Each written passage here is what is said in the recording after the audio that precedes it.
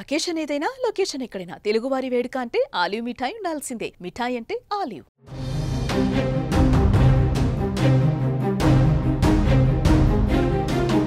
పహల్గామ్ దాడికి ప్రతీకారంగా పాకిస్తాన్ను భారత్ అష్టదిగ్బంధం చేస్తోంది. తాజాగా పాకిస్తాన్ను భారత్ మరో కోలుకోలేని దెబ్బ కొట్టింది.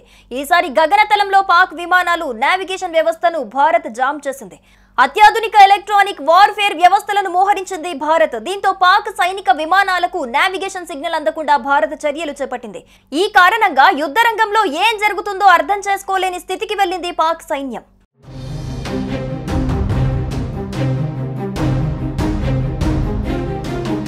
పాక్కు చెందిన విమానాలు భారత గగనతలంలోకి రాకుండా భారత్ ఆంక్షలు విధించింది. ఇప్పటికే పాక్ తన గగనతలాన్ని మూసివేసి భారత విమానాలకు ప్రవేశం లేకుండా అడ్డుకుంది.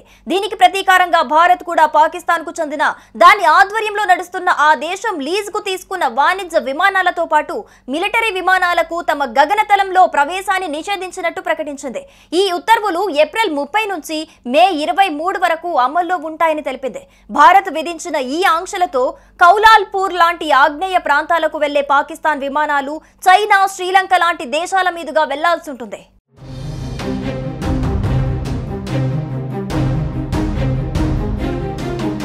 గగనతల విషయంలో పాకిస్తాన్ కు భారత్ మరో షాక్ ఇచ్చింది. భారత సైన్యం పాక్ మిలిటరీ విమానాలు లక్ష్యాలను గుర్తించేందుకు వీలు లేకుండా ఎలక్ట్రానిక్ వార్ఫేర్ వ్యవస్థలను పశ్చిమ సరిహద్దులో మోహరించింది.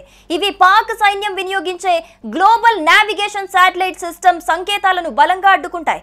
దీంతో ఆ దేశ సైనిక పౌర రవాణా విమానాలు వినియోగించే GPS America, గ్లోనస్ Russia, బైడూస్ China navigation వ్యవస్థలను సమర్థంగా అడ్డుకుంటుంది. దీంతో పాక్ సైనిక విమానాలు, డ్రోన్లు, గైడెడ్ మిసైల్స్ భారత్ లో లక్ష్యాలను గుర్తించడంలో తీవ్ర గందరగోళానికి గురవుతాయి. ఫలితంగా యుద్ధ రంగంలో ఏం జరుగుతుందో అర్థం చేసుకోలేని స్థితికి పాక్ సైన్యం వెళ్తుంది.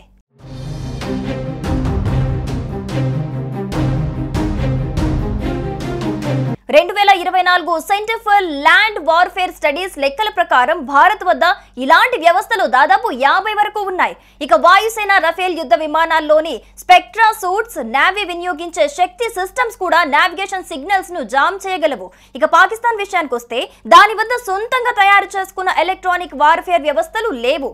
కానీ చైనా నుంచి దిగుమతి చేసుకున్న DWL-002 జర్బా కోస్టల్ EW సిస్టమ్ వంటివి ఉన్నాయి. వీటితో పాటు కమర్షియల్ జామర్లను అది వాడుతోంది.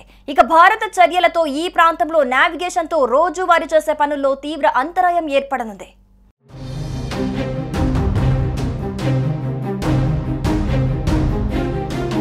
ఇక మరోవైపు పాక్ విమానాలు కౌలాలంపూర్ సహా మలేషియాలోని ఇతర నగరాలు, సింగపూర్, థాయిలాండ్ వంటి ప్రాంతాలకు వెళ్లాలంటే మన గగనతలాన్ని దాటాల్సిందే. కానీ ఇప్పుడు చైనా లేదా శ్రీలంక వంటి దేశాల మీదుగా పొడవైన మార్గాల్లో విమానాలు పాకిస్తాన్ చేరుకోవాల్సి ఉంటుంది.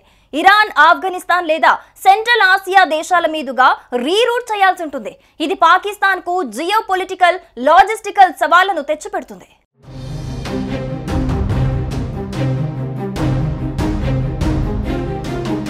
సుమన్ టీవీలో మీ పర్సనల్ అండ్ బిజినెస్ ప్రమోషన్స్ కోసం కింది నెంబర్కి కాంటాక్ట్ చేయండి.